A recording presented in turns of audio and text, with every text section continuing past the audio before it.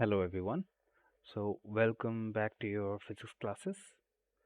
आज हम जो टॉपिक शुरू करेंगे वो है pressure. It's chapter 2 from the unit called the properties of bulk matter. जो टॉपिक्स आज हम पढ़ेंगे वो है mechanical properties of fluids and particularly उसमें pressure due to fluid column, Pascal's law and its applications. उसके एप्लीकेशंस में क्या आएगा? Hydraulic lift and hydraulic brakes. These are the particular topics that we will do today. Okay, so let's start. What is pressure? Well, uh, when a liquid exerts pressure, so उसको study करने के लिए, उसको show करने के लिए, let's say there is a vessel that has liquid in it. So अगर वहाँ पे एक small hole है, let's say this is a vessel, there is a liquid, and if there is a small hole here somewhere, so we can see that the liquid will flow out. You can stop the motion of the water or the fluid by closing the hole. So the finger will feel an outward force due to liquid contained in the vessel. So this is the pressure exerted by liquid on the walls and the base of the container as well. But there is a term called thrust. What thrust is actually it is the total force exerted by a liquid on any surface in contact with it.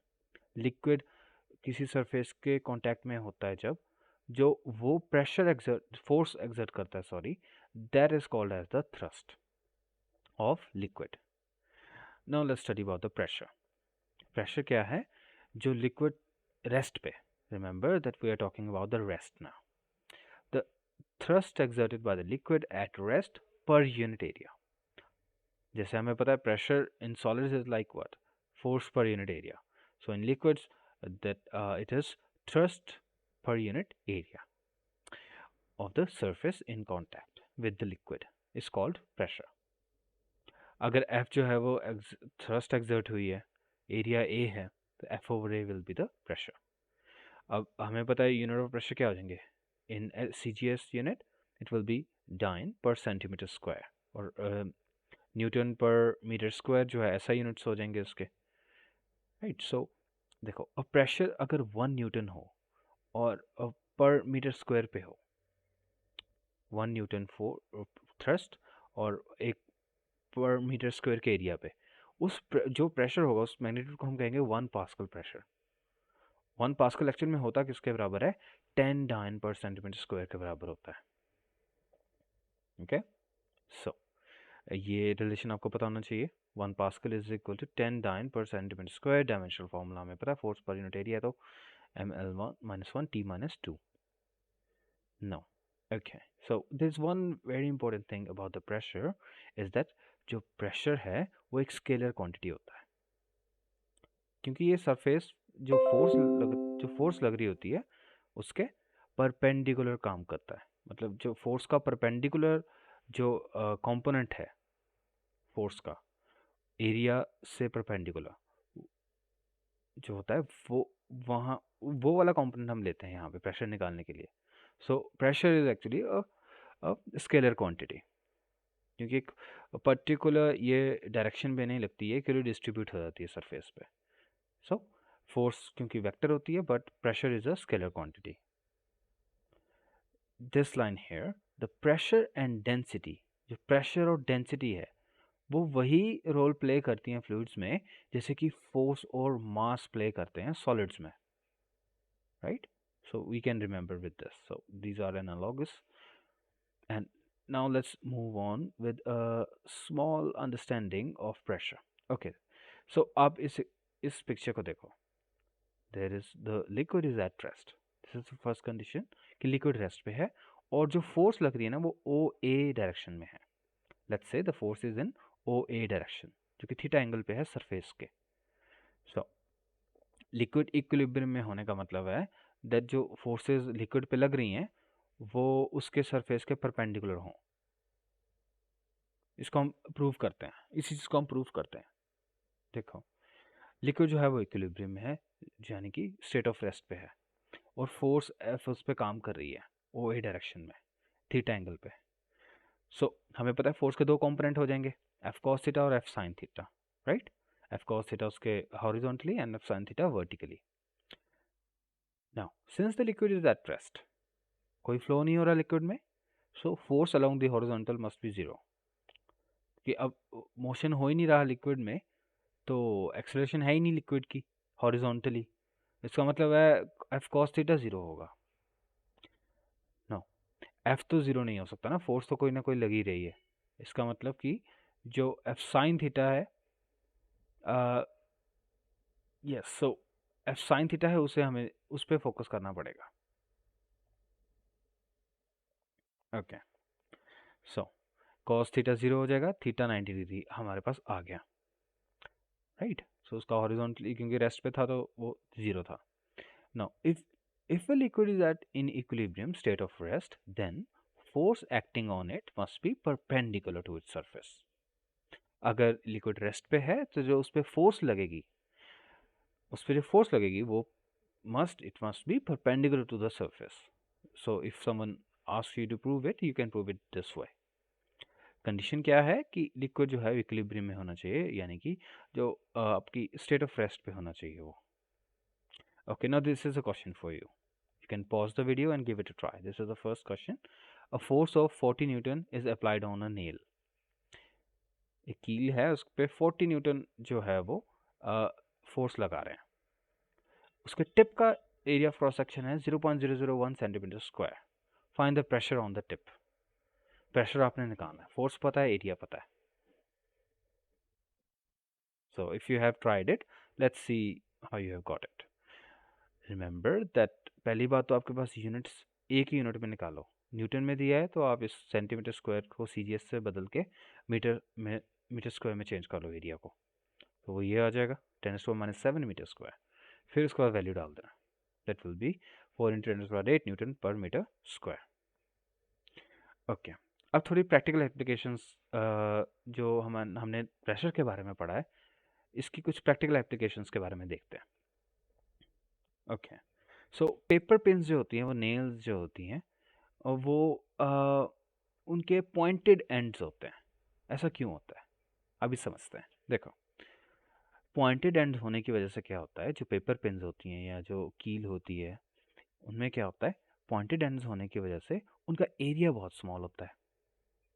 सो अगर कोई force, आप एक particular force लगा रहे हो उसके head पे, कील के हेड पे आप फोर्स लगा रहे हो, then it will exert a large pressure.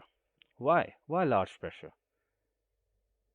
Yes, simply because actually pressure जो है, अगर आप एक फोर्स, कांस्टेंट फोर्स लगा रहे हो, तो प्रेशर और एरिया तो इन्वर्सली प्रोपोर्शनल है।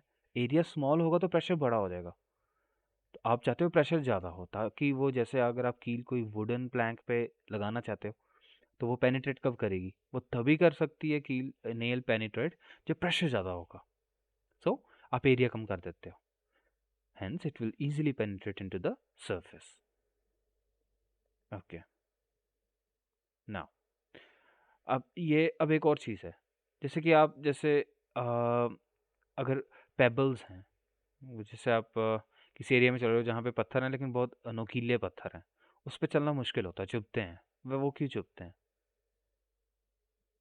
तो अब देखो, जो हमारा बॉडी का वेट है वो पेबल्स संभाल रहे हैं, हम पेबल्स के ऊपर चल रहे हैं, कंकरों के ऊपर हम पैर रख रहे हैं, तो हमारा वेट वो संभाल रहे हैं हमारे पैरों के नीचे। उसकी वजह से क्या होता है, पेबल्स भी इक्वल रिएक्शन देते हैं फीट की तरफ, Newton's third law of motion, या सो उससे क्या होगा, अब पेबल्स का तो एरिया स्मॉल है और उनके शार्प एजेस हैं, इसलिए सो उनका वो जो प्रेशर एक्सर्ट करेंगे वो जो है बहुत ज़्यादा होगा, जिसकी वजह से वो पेनफुल होता है। And you can read this examples as well, very simple, कि सैंड पे जो है वो, अगर आप वुडन प्लैंक रख लोगे तो उस पर चलना ईजी होता है, नहीं तो मुश्किल होता है, राइट। क्योंकि जो पैर होता है ना, उसका एरिया काफ़ी कम होता है, सैंड को वो पीछे साइड में कर देता है, और पैर धंस जाता है। इसलिए अगर आप कुछ रख देते हो मिट्टी, रेत के ऊपर, वुडन प्लैंक टाइप, तो उसका एरिया बढ़ जाता है, तो वो धंसता नहीं है, प्रेशर कम हो जाता है, तो ईजिली चल सकते हो, वही चीज़ें। But what I want to discuss today right now has the very interesting thing is called BP, blood pressure. Blood pressure क्या होता है, और वो हम प्रेशर जो हमने अभी पढ़ा उससे कैसे इसको अंडरस्टैंड कर सकते हैं। देखो, जो ह्यूमन हार्ट होता है it's like a muscular pump. ये ब्लड को पूरी बॉडी में पंप करता है, राइट। सो आर्टरीज हैं, कैपिलरीज हैं, वीन्स हैं। सो लाइक आपका जो ऑक्सीजनेटेड ब्लड होगा वो डीऑक्सीजनेटेड ब्लड होगा, वो सब रोटेट करता रहता है। सो पंपिंग साइकिल के स्टार्ट में क्या होता है, जो हार्ट क्या करता है, जो हार्ट के इंटीरियर चैम्बर्स होते हैं वो बड़े होते हैं, एनलार्ज हो जाते हैं, बड़े होते हैं।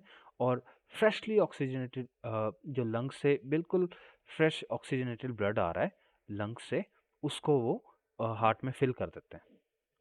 चैम्बर्स बड़े होते हैं और फिर वो फिल हो जाता है। अब फिर कॉन्ट्रैक्शन होगी हार्ट की, right. When heart contracts the blood is forced out through the iota into the arteries, फिर वो आर्टरीज में चला जाता है। आर्टरीज जो है वो ऑक्सीजनेटेड ब्लड को बॉडी में भेजती है। अब उन आर्टरीज से क्या होता है, ब्लड फ्लो करता है छोटी छोटी कैपिलरीज के। Remember there is a word, small capillaries, see, very small capillaries. फिर उसके बाद वीन्स में आता है, फिर वापस हार्ट में चल जाता है। So what's going on here, so the wall of the arteries have considerable elasticity. Arteries जो है काफ़ी इलास्टिक किस्म की होती हैं, इजीली वो एक्सपैंड करती हैं, फिर कॉन्ट्रैक्ट भी कर जाती हैं हर पंपिंग साइकिल पे। जो जब हार्ट कॉन्ट्रैक्ट करता है ना, जो ब्लड प्रेशर है वो इंक्रीज हो जाता है। जब कॉन्ट्रैक्ट किया, जब हार्ट कॉन्ट्रैक्ट किया मतलब वो क्लोज हुआ, सो एरिया कम हो जाएगा, ब्लड प्रेशर बढ़ जाएगा। आर्टरीज इंक्रीज, ब्लड का प्रेशर बढ़ जाएगा, वो इजीली जाएगा, फ्लो करेगा, क्विकली फ्लो करेगा। जब हार्ट एक्सपैंड करता है तो ब्लड प्रेशर आर्टरीज में डिक्रीज कर जाता है, राइट। सो ये हमारा पूरा मस्कुलर जो आपका पंपिंग साइकिल है वो ऐसे चलता है। ओके, सो हियर जो मैक्सिमम प्रेशर होता है ना, आप उस आपके ब्लड का, उसको कहते हैं सिस्टोलिक प्रेशर। वो 120 mm ऑफ मर्क्यूरी होता है। ये हम पढ़ेंगे टॉरिसली एक्सपेरिमेंट में भी बताऊंगा आपको, उसमें हम समझेंगे कि 120 mm ऑफ एच का क्या मतलब है। और जो मिनिमम प्रेशर है उसको कहते हैं diastolic pressure, 80। Okay, so normal range of systolic pressure होती है 100 से 140। मतलब बीपी जो है आपका 100 से 140 ऊपर वाला, हम कहते हैं ना देसी भाषा में क्या कहते हैं, ऊपर वाला नीचे वाला BP, systolic and diastolic. 100 and 140 के बीच में होना चाहिए सिस्टोलिक, एंड डायस्टोलिक जो है आपका 70 टू 90 mm ऑफ एच होना चाहिए डायस्टोलिक प्रेशर। ये नॉर्मल ब्लड प्रेशर होता है, अगर बढ़ गया है तो ये वैल्यूज ज़्यादा आएंगी, बहुत ज़्यादा। Okay, now let's start with the very important topic called the Pascal's law. Now we have understood the pressure and what's its formula, what's its definition. Now let's move on with the Pascal law. Okay.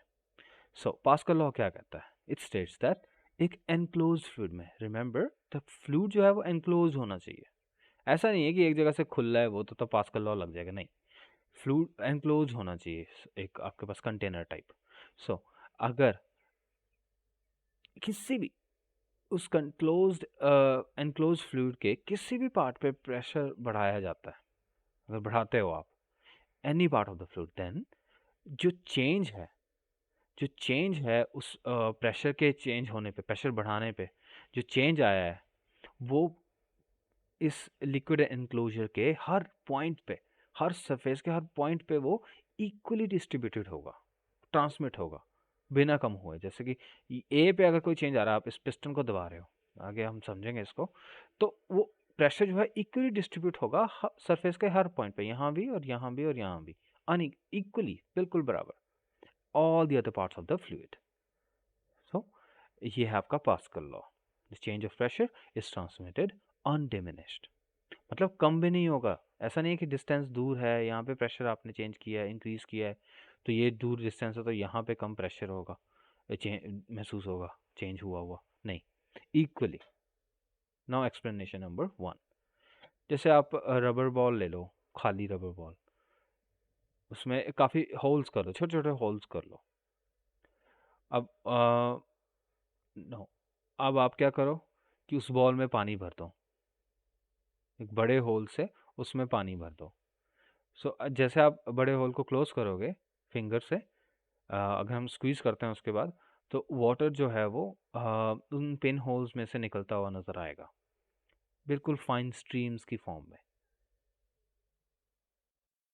तो हवा में वो सब की सभी streams equally जो हैं वो हमें दूर दूर जाती हुई नजर आएंगी। उसका मतलब है कि इक्वली प्रेशर जो है वो डिस्ट्रीब्यूट हो रहा है सभी डायरेक्शंस में। नाउ अब इसको पास्कल लॉ को और अच्छे से समझने के लिए इस पिक्चर से अ, और अच्छा कोई एग्जांपल नहीं है। So take a vessel having three sides, तीन साइड ट्यूब्स हैं A B C. Okay, A B and C. No, उनके जो आप कंसिडर करो कि लाइक जो इनके पिस्टन्स हैं वो फ्रिक्शनलेस हैं, राइट। वाटर टाइट पिस्टन्स हैं, पानी को लीक नहीं हो रहा है कहीं से भी, और बिल्कुल फ्रिक्शन नहीं है उनमें, बिल्कुल उनको लुब्रिकेशन दी हुई है।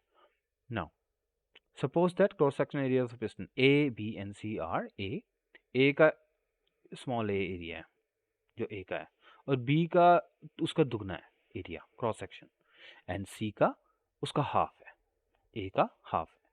ये तीन चीज़ें हैं, तीनों के एरियाज अलग अलग हैं। Area cross section piston A B C के अलग अलग हैं, A two A and A by two. So अगर थ्रस्ट एफ जो है वो पिस्टन पे अप्लाई कर रहे हो आप इस साइड ट्यूब ए पे आप जो है पिस्टन से थ्रस्ट एफ अप्लाई कर रहे हो। Now what will happen according to Pascal law? Now then so that जो पिस्टन है जिसकी जो बी और सी साइड ट्यूब्स हैं do not move, so that the pistons of B side tubes B and C do not move. Thrust equal to 2F and F by 2 respectively will have to be applied on them. Okay. आप यहाँ देख सकते हो कि अगर वो move ना करें, हम चाहते हैं कि ये मूव ना करें, इतना हम F फोर्स दे रहे हैं ए पे, बट हम चाहते हैं कि बी और सी मूव ना करें, ऊपर को ना जाए। तो हमें क्या करना पड़ेगा, बी पे 2F फोर्स लगानी पड़ेगी, और ए सी इस पे F/2 फोर्स लगानी पड़ेगी। ऐसा क्यों है? देखो ऐसा क्यों है, इससे पता चलता है कि जो प्रेशर है, थ्रस्ट नहीं pressure, is transmitted equally in all directions which in the three cases is equal to, देखो प्रेशर है फोर्स पर यूनिट एरिया, अब फोर्स एफ लग रही है तो उसका एरिया ए है, एरिया अलग अलग है ना, तो फोर्सेस भी अलग अलग हो जाएंगी, बट उन ओवरऑल प्रेशर सेम रहेगा, और इसलिए यहाँ 2F लगानी पड़ेगी क्योंकि एरिया 2A है, तो 2 से 2 करेगा F/A, सब F/A बनेंगे एंड में, तो ये सारे इक्वल हैं। F/A is in each case. Okay, so this is the Pascal law and how we can understand this. Yes, okay. Now अब इसके हम कुछ एप्लीकेशंस को पढ़ते हैं। देखो पहली एप्लीकेशन है सबसे इम्पोर्टेंट पास्कल लॉ की, कि आपकी हाइड्रोलिक लिफ्ट। हाइड्रोलिक लिफ्ट क्या होती है? जैसे आप कार वॉश में जाते हो, या आप सर्विस करवाने जाते हो कार की, या शोरूम में जाते हो कार्स में, तो वहाँ पे जो है इजीली बटन दबता है, और वो जो है हाइड्रोलिक लिफ्ट जो है दो दो जो आपके पास टन्स की कार्स हैं वो इजीली उठा देता है। ऐसा कैसे पॉसिबल है? हाइड्रोलिक लिफ्ट की वजह से, जो कि पास्कल लॉ पे काम करती है। हम समझते हैं कैसे ऐसे काम करती है। सो ये एक ऐसा अरेंजमेंट होता है हाइड्रोलिक लिफ्ट जो कि मल्टीप्लाई करता है फोर्स को। जब एक स्मॉल फोर्स अप्लाई करते हो आप पिस्टन के ऊपर, राइट, देखो एक स्मॉल फोर्स अप्लाई कर रहे हो एक पिस्टन पे जिसका क्रॉस सेक्शन एरिया स्मॉल है, छोटा सा एरिया, स्मॉल फोर्स अप्लाई कर रहे हो, एरिया स्मॉल है, मतलब आप उसको हल्का सा दबाओगे। अब ट्रांसमिशन क्या है, प्रेशर तो इक्वली जाएगा ना। So so pressure equally in all direction, सभी डायरेक्शन में इक्वली जाएगा। जितना आपने फोर्स यहाँ लगाया है, जितना आपने प्रेशर यहाँ लगाया है, वही प्रेशर यहाँ भी जाएगा। फोर्स एंड एरिया अलग अलग होंगे लेकिन। So then due to the transmission of pressure equally in all directions, the large force appears over a piston of large area. जितना ज़्यादा एरिया उतना ज़्यादा फोर्स उसको मिलेगा, right.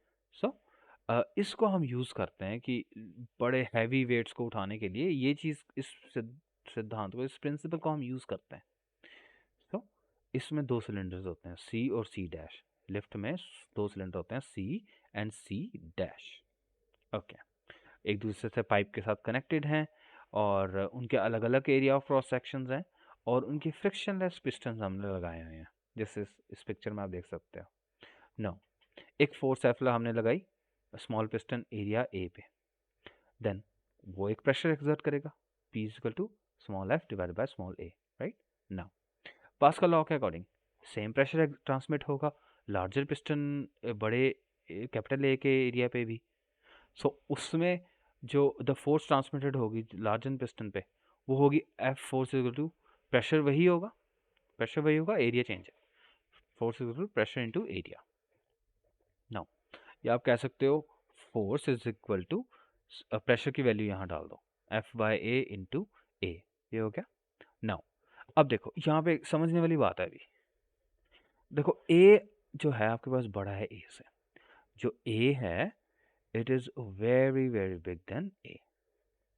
So force F on the large piston will also be very very high than the small f जो आपने लगाई है खुद हाथों से। एक हैवी लोड जो है जो लार्जर पिस्टन पे रखा है वो इजीली लिफ्ट हो सकता है। आपको अगर ये हाइड्रोलिक लिफ्ट आप ये फिगर बना सकते हो, अगर आपको क्वेश्चन आता है then you have to write it mathematically this as well, okay, and then you can simply explain it. This is the hydraulic lift. Okay, अब इस बेस पे एक क्वेश्चन करना है। Let me see, yes, okay, so hydraulic automobile lift has a input and output pistons with diameters of 10 centimeter and 30 centimeter। ये आपके पास दो हैं, 10 सेंटीमीटर और 30 सेंटीमीटर, ओके। एंड जो लिफ्ट है जो कार को होल्ड कर रही है, राइट, जो कार को होल्ड करने वाली लिफ्ट है वो जो है वो कितना वेट उठा सकती है या कितना उठाए हुए है, वो इतना वेट उठाए हुए हैं, उसने इतना वेट उठाया हुआ है, राइट। तो ये हमें दिया हुआ है डायमीटर्स यानी कि रेडियस पता लग जाएंगे हमको दोनों पिस्टन्स के। Let me just find for you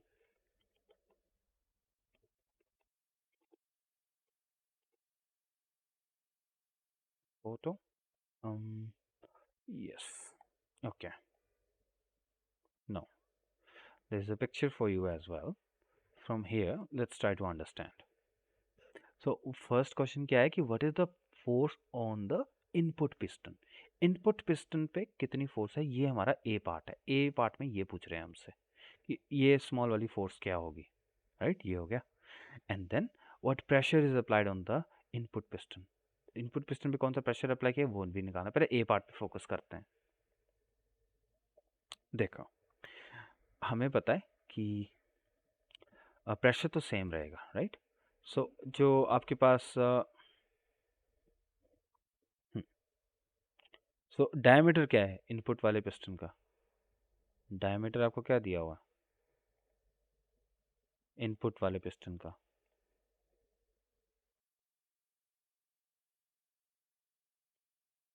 small D ले लेते हैं इसको, 30 सेंटीमीटर दिया हुआ, राइट। 30 सेंटीमीटर। अब देखो यहाँ न्यूटन दिया है तो it's understandable that we keep all the units same. तो ये सिंपली आपका हो जाएगा 0 पॉइंट, वेट अ सेकेंड, अच्छा इनपुट का 10 दिया हुआ है, इनपुट का 10 है, सॉरी, आउटपुट वाले का डायमीटर ज़्यादा है। तो इनपुट का 10 है मतलब कि ये 0.1 सेंटीमीटर 1 मीटर हो जाएगा। और डायमीटर ऑफ आउटपुट पिस्टन का क्या आ जाएगा, जिसको स्मॉल कैपिटल डी ले लेते हैं, वो हो जाएगा अपने पास 30 सेंटीमीटर है तो सिंपली 0.3 मीटर हो जाएगा। ना उसके बाद क्या है, हमें डायमीटर पता है, एंड नाउ प्रेशर क्या होता है। अब देखो वेट जो है वो लिफ्ट किया हुआ है, यानी कि देखो वेट क्या होता है, वेट कुछ नहीं होता है, एक फोर्स होती है। तो कैपिटल एफ ले रहा हूँ मैं उसको क्योंकि आउटपुट वाला पिस्टन है, बड़ा वाला पिस्टन है, वो कितनी फोर्स या वेट झेल सकता है जो उसने उठाई हुई है, that weight is actually 1.44 into 10 raised to power 4। Okay, now ये आपके पास इसको हम F ले लेंगे, कैपिटल F, न्यूटन, या इसमें न्यूटन में आ जाएगा। ओके, अब आप मान लो कि जो ये वाला एरिया ऑफ क्रॉस सेक्शन है ना, इसको आप स्मॉल ए मान लो, और जो बड़ा वाला है इसको आप कैपिटल ए मान लो, एरिया ऑफ क्रॉस सेक्शन, ठीक है, सॉरी इसको कैपिटल ए मान लो। अब इसकी वजह से क्या होगा, हमें पता है पास्कल लॉ क्या कहता है, पास्कल लॉ क्या कहता है, अप्लाई द पास्कल लॉ।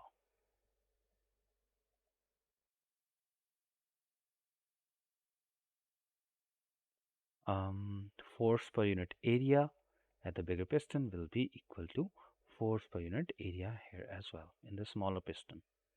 अब वैल्यूज डाल दो जो आपको पता है, 1.44 इंटू 10⁴ हो जाएगा।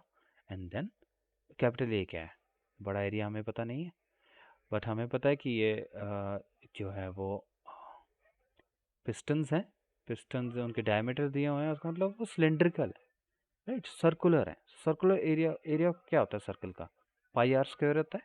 तो आप डाल दो पाई आर क्या है, d/2, सो d/2 का होल स्क्वायर। और ये आ जाएगा हमारे पास स्मॉल एफ, स्मॉल एफ तो हमने निकालना है, तो वो हम वैसे रखेंगे, and than pi small d/2 का होल स्क्वायर। नाउ यस, पाई से पाई कैंसिल आउट हो जाएगा। अब यहाँ पे आप क्या कर सकते हो, here you can simply take 1.44 into 10⁴ divided by d square. देखो d की वैल्यू में डाल ही देता हूँ, रुको, कैपिटल डी है 0.3, 0.3 का स्क्वायर, और जो 4 है ना वो 4, ये वाला 4 और ये वाला 4 कट जाएंगे, तो वो मैं लिखूंगा ही नहीं। Now will be equal to F by small D है 0.1 का स्क्वायर। अब यहाँ पे आप सिंपली एफ यहाँ से आप निकाल सकते हो, F will be equal to 1.44 into 10⁴ into 0.01, and then यहाँ पे इट विल बी या 0.3 को आप वैसे रखो, it will be 0.09 I think, yes. So यहाँ पे आप 1/9 हो जाएगा।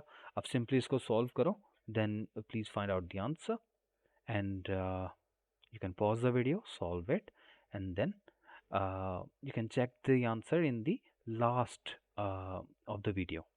So I will show you the answers back then. But first give it a try. Okay, now अब ये हमारा हो गया।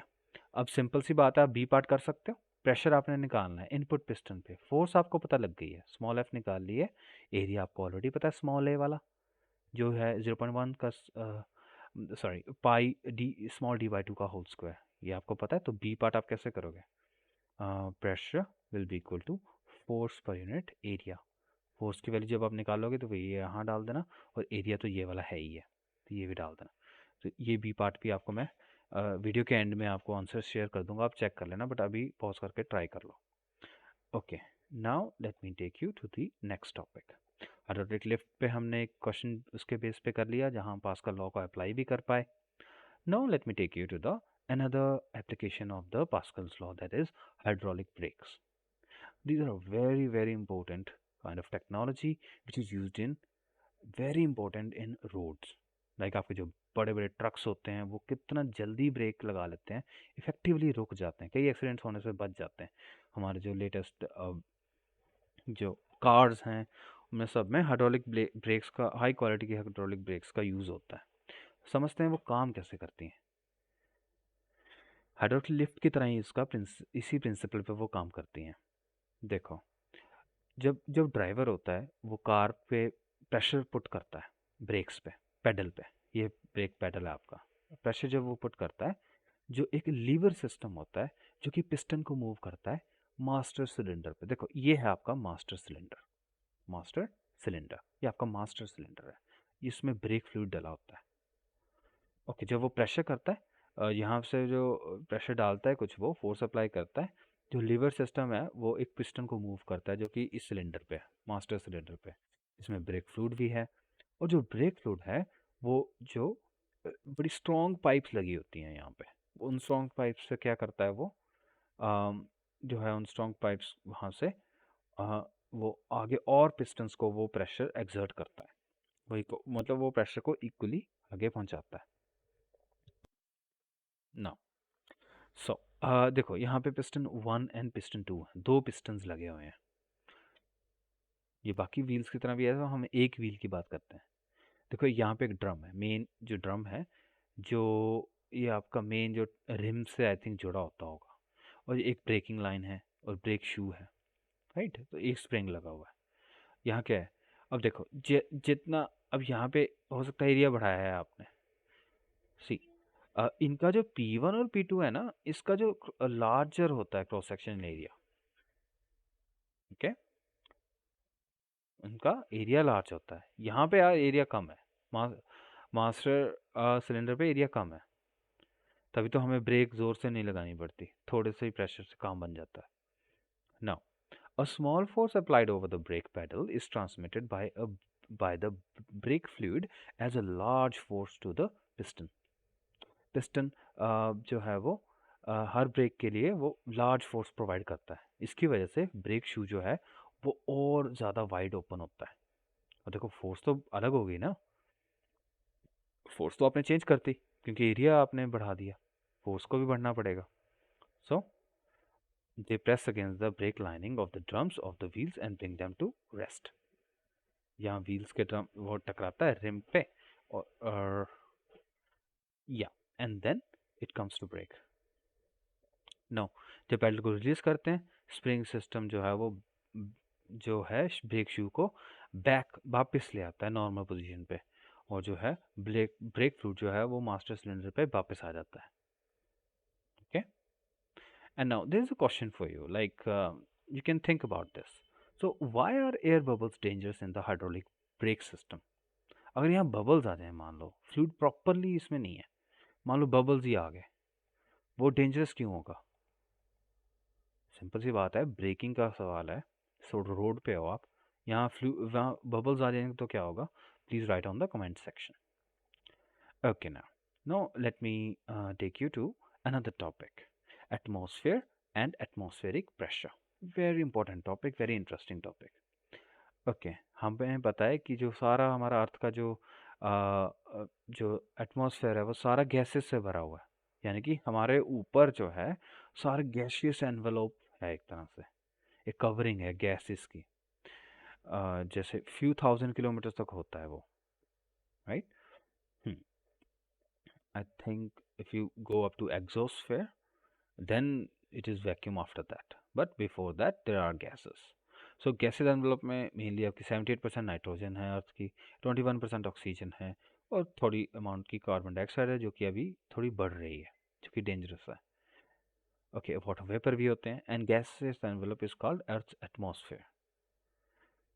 जैसे जैसे आप ऊपर जाते हो एटमॉस्फेयर जो है उसकी डेंसिटी कम होती जाती है। No, pressure exerted by atmosphere is called atmospheric pressure. See, जैसे लिक्विड, जैसे एक सॉलिड प्रेशर आपके ऊपर डालता है वैसे एक लिक्विड डालता है, और गैसेस भी प्रेशर डालती हैं। ओके, बट हमें महसूस नहीं होता क्योंकि हम इवॉल्व भी उस तरह से हुए हैं, उतने प्रेशर भी जीने के लिए इवॉल्व हुए हैं, राइट? सो अब यहाँ तक हमने पढ़ा। देखो, ऑब्वियसली एटमॉस्फेरिक प्रेशर जो है वो मैक्सिमम होगा अर्थ के सरफेस पे, क्योंकि जैसे जैसे वो ऊपर जा रहे हो डेंसिटी कम होती जाएगी, प्लस एयर अब आपके नीचे होगी कुछ। जब आप सरफेस पे तो सारी की सारी एयर आपके ऊपर ही है, तो प्रेशर ज़्यादा है, राइट? एंड जो डिक्रीज होगी ये जैसे आप सरफेस के ऊपर जाते हो। तो एक्चुअल में एटमॉस्फेरिक प्रेशर जो है वो about 1.03 into 10⁵ newton per metre square होता है, या 1 या पास्कल कह लो उसको आप, राइट? 10⁵ पास्कल, ये क्योंकि 1 पॉइंट समथिंग इंटू 10⁵ है तो सिंपली आप इसको 1 पास्कल कह सकते हैं। ओके, एक्चुअली जो एटमॉस्फेयर है वो प्रेशर हम पे बहुत ज़्यादा प्रेशर डालता है हमारे ऊपर। इसको अप्रूव करने के लिए क्या कर सकते हो, एक ना टिन कैन आप सिंपली लेना, उसमें से सारी हवा निकाल देना। जैसे आप किसी प्लास्टिक की बोतल से भी अगर सिंपल सी है जो बिस्लेरी वगैरह की, और उसमें से सारी हवा एयर को सक कर लेते हो वैक्यूम क्लीनर से या माउथ से भी, सो उस बॉटल में क्या होगा, वो जो है अ, वो इनसाइड कोलैप्स कर जाएगी, मतलब ठीक है, इम्प्लोड कर जाएगी वो एक तरह से। वो क्यों होएगी? क्योंकि जो है वो अंदर कोई हवा नहीं रही, बाहर का एटमॉस्फेरिक प्रेशर जो है वो उस पे हावी पड़ जाएगा और सारी उसको वो दबा देगा। ओके, सो हम प्रैक्टिकली इसमें ज़्यादा नहीं जाएंगे क्योंकि अभी हम प्रूव नहीं कर सकते, but you can read it and understand it. But one more thing related to atmospheric pressure, see the key point here, the gauge pressure. The gauge pressure is actually equal to actual pressure minus the atmospheric pressure. Yes. So, मान लो आपके body के ऊपर कोई pressure पड़ रहा है, right? आपकी body के ऊपर कोई प्रेशर कोई पड़ रहा है, जैसे आप पानी में हो या कहीं पे भी हो, एक प्रेशर पड़ रहा है। अगर उस पे से अगर हमें कुछ कोई चीज़ सर पे उठाई है, अगर उस प्रेशर में से अगर आप एटमॉस्फेयर प्रेशर को माइनस कर दोगे, जो प्रेशर बचेगा वो होगा gauge pressure, right? So now let me try a question based on this. फिर क्वेश्चन क्या है? The gauge pressure in both the tyres of a bicycle, this is the bicycle, इन दोनों के टायर पे जो गॉज प्रेशर है ये इतना है 6.9 इंटू 10⁵ पास्कल, मतलब टायर्स के इनके अंदर 6.9 इंटू 10⁵ पास्कल। अब अगर जो बाइसाइकिल है उस पर अगर कोई पर्सन बैठा भी हुआ है, उनका कंबाइंड मास ले रहे हैं 90 केजी। कंबाइंड मास कितना आ गया? 90 केजी। सो मास आ गया आपके पास 90 केजी, और जो गॉज प्रेशर था वो है आपके पास 6.9 इंटू 10⁵ पास्कल, ये आपको दे रखा है। Now, what is the area of contact of each tire in the ground? Remember, what is the area of contact of each tire is with the ground? Ground से हर एक टायर का area of contact जो है वो कितना है, वो हमने निकालना है, एरिया निकालना है। ये ईच टायर का मैं मान के चला हूँ स्मॉल ए है, ओके या सो ये है, और ये हमारे पास क्वेश्चन। आप इस वीडियो को पॉज कर सकते हो और एक बार ट्राई कर सकते हो, आपने पास्कल लॉ लगाना है, सॉरी पास्कल नहीं, एटमॉस्फेरिक प्रेशर की अंडरस्टैंडिंग से इसको करो।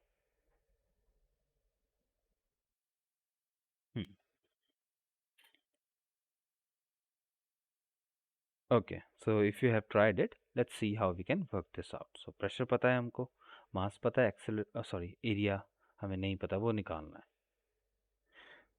ओके, बाय डेफिनेशन प्रेशर क्या होता है? Pressure is equal to force, force per unit area. अब देखो यहाँ पे ना जो एरिया है ना आपके पास, एरिया वो एक साइकिल का area of cross section small A है, राइट? बट जब हम क्वेश्चन कर रहे हैं तो इसको एक वन बॉडी मानेंगे हम पूरी, इसको एज अ बॉडी मानेंगे पूरी। सो वो हमें एरिया 2 लेने पड़ेंगे, 2a लेना पड़ेगा इसको। ओके, रिमेंबर क्यों ले रहा हूँ मैं ऐसे? क्योंकि हमने ए निकालना है, बट जो क्वेश्चन है वहाँ पे पूरी दोनों साइकिल के टायर एक साथ जुड़े हैं ना ज़मीन पे, और प्रेशर एक है उन पे। सो 2a हमें एरिया लेना पड़ेगा। Okay, now about this force, आपको मास दे रखा है, फोर्स कैसे निकालोगे? एक्सेलरेशन वगैरह का तो केस है नहीं यहाँ पे। देखो वेट क्या होता है? वेट, किस चीज़ का वेट क्या होता है? वो एक्चुअल में ग्रेविटेशनल फोर्स ही होती है, ग्रेविटेशनल फोर्स ही होती है, तब तो एम जी कहते हैं ना उसको, weight is equal to M G. Now we know the mass, हमें मास पता है जो कि 90 के जी है, एंड जी पता है हमें 9.8 मीटर पर सेकेंड स्क्वायर होता है। तो ये हम फोर्स ऐसे निकाल लेंगे, वेट कुछ नहीं होता, फोर्स ही होती है, थ्रस्ट ही होती है जो नीचे की तरफ लग रही है, 90 to 9.8। Okay, now 2a, 2 into A, हमें प्रेशर ऑलरेडी पता है, तो अब पास्कल भी ऐसा यूनिट्स ही है उसकी, newton per metre square, newton metre per second square. So अब आप पी की वैल्यू भी डाल दो, 6.9 into 10⁵ is equal to 90 into 9.8 divided by 2a। Simply A को साइड ले जाओ, बाकी सारा नीचे ले आओ, तो ये बन जाएगा हमारे पास A will be equal to 90 into 9.8 divided by 6.9 into 2 into 10⁵। ये आपने सोल्व करना है, 5 को 10⁵ को ऊपर ले जाना और 2 से इसको डिवाइड कर देना, and then you can simply calculate, simply आप इसको कैलकुलेट करोगे 90, ये 45 बन जाएगा, 45 इंटू 9.8 जो है इट विल बी समथिंग, ये 441 बन जाएगा, and 6.9 into 10⁵। Try to solve this, इसको सॉल्व करो, then please find the area, and if you want to check it, you can go till the end of the video and then I will be sharing this answer as well. Okay, अब इसके बाद ये हो गया हमारा atmospheric pressure, इसके base पे हमने प्रेशर के बेस पे हमने क्वेश्चन भी कर लिया। ओके, नो लास्ट टॉपिक हम समझते हैं, टॉरिसली एक्सपेरिमेंट। ये एक बहुत इंपॉर्टेंट एक्सपेरिमेंट है एटमॉस्फेयर के प्रेशर को समझने के लिए। शुरुआती दिनों की बात है। लाइक फर्स्ट एक्सपेरिमेंट 1643 की बात है। एटमॉस्फेरिक प्रेशर को समझने के लिए जो है पहला एक्सपेरिमेंट टॉरिसिली ने किया था 1643 में। उन्होंने क्या किया था देखो, उन्होंने एक स्ट्रॉन्ग ग्लास ट्यूब ली, बड़ी स्ट्रॉन्ग ग्लास ट्यूब ली, 1 मीटर तक बड़ी। क्लीन ड्राई मर्करी को उन्होंने लिया। मर्करी डेंस होता है काफ़ी, उसकी डेंसिटी बहुत ज़्यादा होती है, इसलिए उन्होंने लिया उसको। सो क्लीन ड्राई मर्करी उन्होंने लिया, स्ट्रॉन्ग ग्लास ट्यूब ली, and then after closing the end of the tube, okay, उन्होंने क्या किया, and after closing the end of the tube, उन्होंने ट्यूब को क्लोज किया, उसके एंड को ही उन्होंने इन्वर्ट कर दिया उसको। He just inverted it and in a dish containing mercury. Mercury पहले से भी भरा हुआ था, इस ट्यूब में भी भरा, और फिर उल्टा कर दिया ताकि यहाँ पे ना वैक्यूम रह जाए, हवा ही ना हो। राइट, ये था मकसद मेन। सो उन्होंने पाया कि that mercury in the tube fell down at a first. Mercury तो पहले गिरा, मतलब फिल करेगा ना उसको, वो पहले इसको इन्वर्ट किया तो वो बाहर निकलेगा और इसको फिल करना शुरू कर देगा। बट रिमेंबर दैट एक पॉइंट पे वो रुक गया, सारा का सारा उसमें नहीं गिर गया। बड़ी इंटरेस्टिंग चीज़ है ये। नहीं तो जनरली क्या होना चाहिए था, गिर जाना चाहिए था, राइट। हम पानी के अगर कुछ पानी की चीज़ लेते हैं तो वो गिर जाता है, बट इसमें गिरा नहीं। 1 मीटर की ट्यूब थी पहली बात तो। So okay, let's understand this why did happen. So पहले तो वो गिरा, मर्करी जो है पहले वो उसमें जो था ट्यूब में, वो सीधा बीकर में, इस वेसल में गिरना शुरू हो गया उल्टा करने के बाद, एंड देन रेस्ट पे आ गया। एक पर्टिकुलर पोजीशन पे वो रेस्ट पे आ गया, सच दैट कि जो हाइट थी या लेवल था मर्करी का ट्यूब में वो था 76 सेंटीमीटर, 0.76 मीटर। 1 मीटर की ट्यूब थी, 0.76 मीटर पे वो रुक गया, उससे नीचे वो गिरा नहीं और डुला नहीं, वो उसमें चला नहीं गया। Okay, now if the given tube was inclined और रेज्ड अप और लोअर्ड, अगर उसको उठाओ ऊपर को, ट्यूब को थोड़ा ऊपर लेके जा गए, वो थोड़ा उसको और नीचे किया चेक करने के लिए, फिर उसको टेढ़ा भी किया चेक करने के लिए,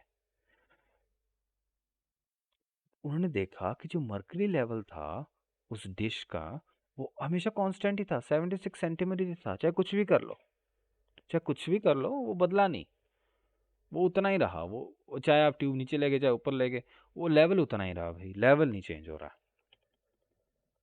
ओके, सो इससे क्या पता चला, टोरिसिली उन्होंने एक सही एक्सप्लेनेशन दी ये बोल के कि जो मर्क्यूरी कॉलम है वो एक प्रेशर एटमॉस्फेयर की एयर का, उसकी वजह से उसको सपोर्ट मिला हुआ है, मर्क्यूरी के कॉलम को सपोर्ट मिला हुआ है। ओके, जो एटमॉस्फेयर का कुछ प्रेशर है तभी उसको वो उतना है, मतलब उसको सपोर्ट मिल रहा है एटमॉस्फेयर के प्रेशर का। यहाँ से अगर कोई प्रेशर पड़ता जा रहा है, एक पर्टिकुलर कांस्टेंट प्रेशर पड़ रहा है, तो ये नीचे क्यों आएगा, ये कैसे डुल और नीचे क्यों आएगा, ये तो प्रेशर इस पे पड़ रहा है ना, सरफेस पे तो प्रेशर पड़ ही रहा है। तो इससे चीज से प्रूव हुआ कि there must be a pressure from the air atmosphere also. Okay, now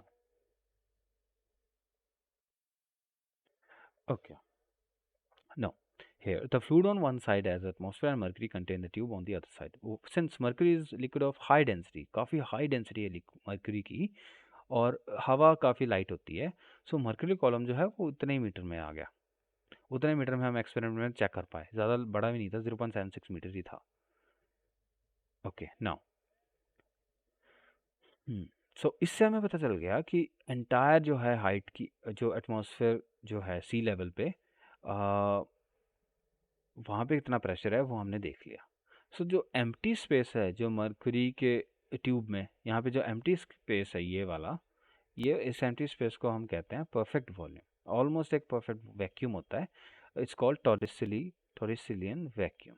okay, ना सो सी लेवल पे क्या होगा, 1 atm, इसको हम एटमॉस्फेरिक प्रेशर को हम ये ऐसे डिनोट करते हैं 1 atm।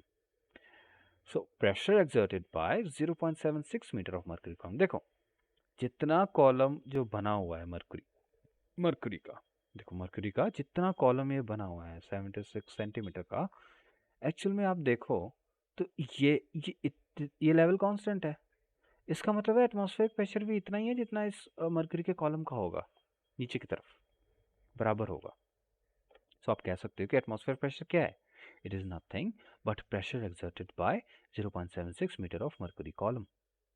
And pressure, I will tell you in other chapter that it is actually can be calculated from on the surface. The pressure can be calculated as h height, rho density, and g acceleration due to gravity, h rho g. So यहाँ पे वही उन्होंने डाला हुआ है. 0.76 उसकी height थी, 13.6 into 10⁻³ density थी मर्क्यूरी की, एंड 9.8 हमारे पास स्मॉल जी की वैल्यू वो डाली. तो हमें पता चला कि 1 ATM जो है वो एक्चुअल में 1.013 into 10⁻6 dine per centimetre square के इक्वल है, या 10⁻5 न्यूटन पर मीटर स्क्वायर के इक्वल है.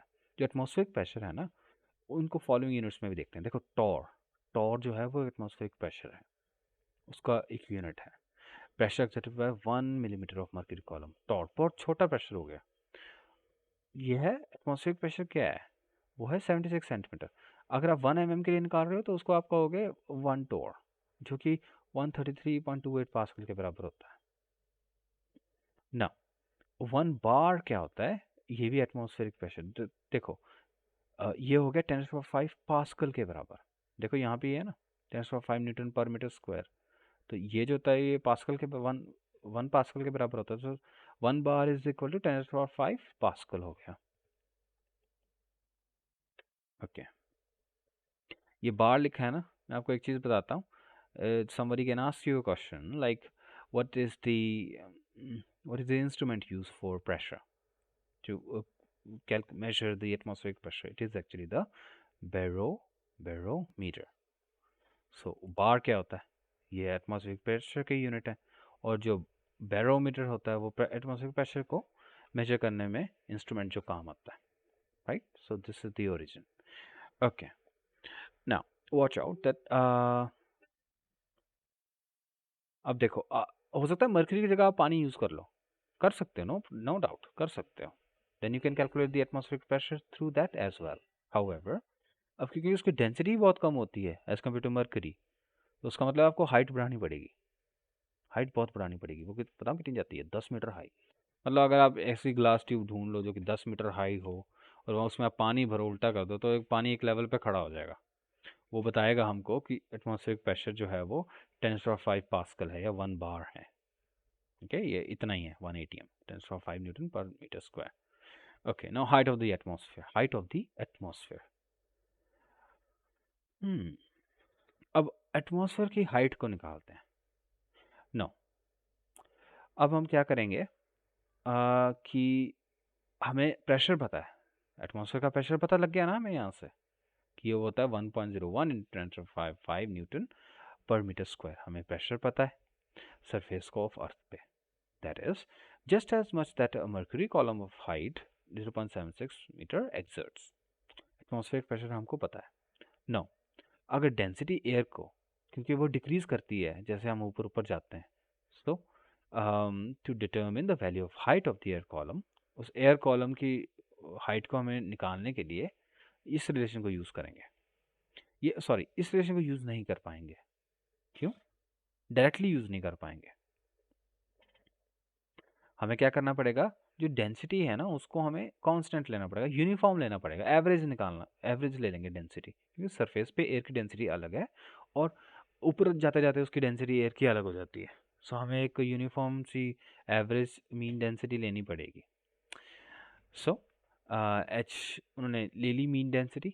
सो एच रो जी लगा लिया प्रेशर निकालने के वो निकालने के लिए, हाइट निकालने के लिए एयर की, एटमॉस्फेयर की. सो एच रो जी, रो 1.3 ले ली, 1.3 kg पर मीटर क्यूब ले ली उसकी डेंसिटी. एंड 9.8 उसको हमें पता ही है स्मॉल जी की वैल्यू. जब उन्होंने किया, उन्होंने यस जब उन्होंने इसको सॉल्व किया तो निकल के आया, एच निकल के आई 8 किलोमीटर, 8 किलोमीटर निकल के आई. सो अब दोनों एजम्पशंस को जो हाइट निकालने के लिए एटमॉस्फेयर की दो एजम्पशंस ली थी. Acceleration due to gravity change नहीं होगी, मतलब हमने उसको एज एजम्पशन लिया हमने. ठीक है, कि अगर ऑलमोस्ट सेम रहे acceleration due to gravity 8 kilometre तक की हाइट पे, राइट, तो वो ठीक है, कोई इशू नहीं है, ज़्यादा चेंज नहीं होगी स्मॉल जी की वैल्यू. और दूसरी, टेम्परेचर एटमॉस्फेयर का जो सेम है थ्रू आउट. देखो टेम्परेचर डेंसिटी पे चेंज लाता है, तो इसलिए हमने उसको सेम लिया. Okay, Yes, so this was all about the um, atmospheric pressure, जो हमने स्टडी किया एटमॉस्फेरिक प्रेशर, और और हमने hydraulic breaks, hydraulic lift, pascal law जो हमने आज स्टडी किया और प्रेशर के बारे में पढ़ा, राइट। एंड उसके बेस पे हमने कुछ क्वेश्चंस भी स्टडी किए। So I hope that you have tried these questions and find out the solutions, and let me now show you the answers. Just wait a second.